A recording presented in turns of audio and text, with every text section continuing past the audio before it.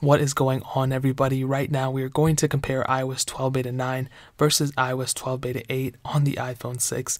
Now, I did already do a comparison on iOS 11.4.1 versus iOS 12 beta 9, so if you missed that, definitely go back a couple of videos and check that out. But really, iOS 12 beta 9 only came out around 200 megabytes, so it wasn't really that big of an update. And if you're not too familiar with these little boot up tests that I do, I usually just boot up the phone from like a fresh boot up, so from nothing, and I restart it. And I do a little bit of speed comparisons in terms of some apps, then I kind of step it up, go to the websites, kind of see the loading pages, and then go to a more intensive game, and then I show you my multi-core score. And I don't really think multi-core scores are that important, so I save it to the end. And as you can see, actually iOS 12 beta 8 did load up a little bit faster than iOS 12 beta 9, which is super interesting because on the iPhone 6s, iOS 12 beta 9 actually kind of loaded up faster. So that was kind of an interesting thing.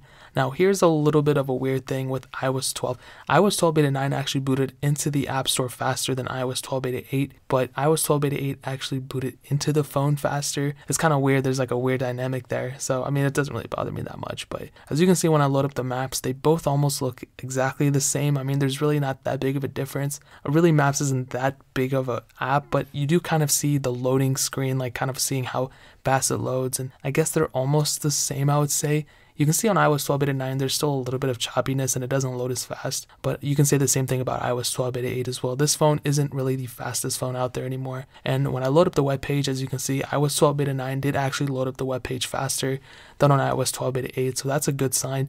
We can see that there's definitely an improvement happening, even though it might not be as fast as we want it to be. At least there is a little bit of sign of improvement.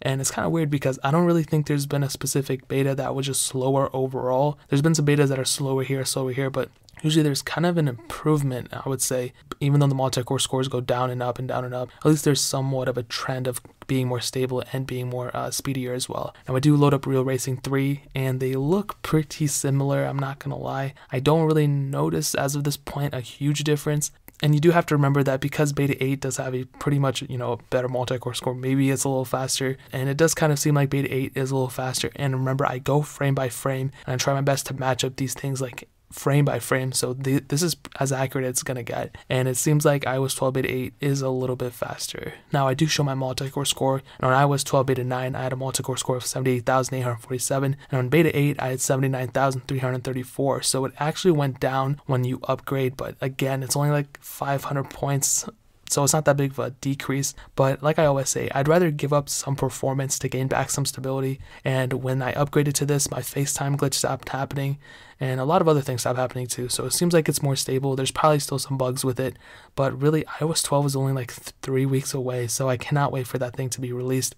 I love the official versions of iOS, and being on betas does kind of scare me a little bit, but it's all good. Nothing's gonna happen. And guys, that is pretty much it. If you have any questions or anything, please feel free to leave it down in the comment section below. Hit that like button, but definitely hit that subscribe button. Every subscriber we get really does count, and I look at the numbers and I really love like the growth, and this channel can really like survive just based off the subscribers, so it really means so much every time you subscribe. Definitely check out the links in the description as well, my Instagram, my Twitter. Please feel free to DM me for any reason if you need help, if you need someone to talk to. I'm here for you guys, don't get it twisted. I'll try my best to get back to every single one of you guys, I don't know, but more importantly than everything else, I love every single one of you guys, and hopefully I'll catch you guys in the next video.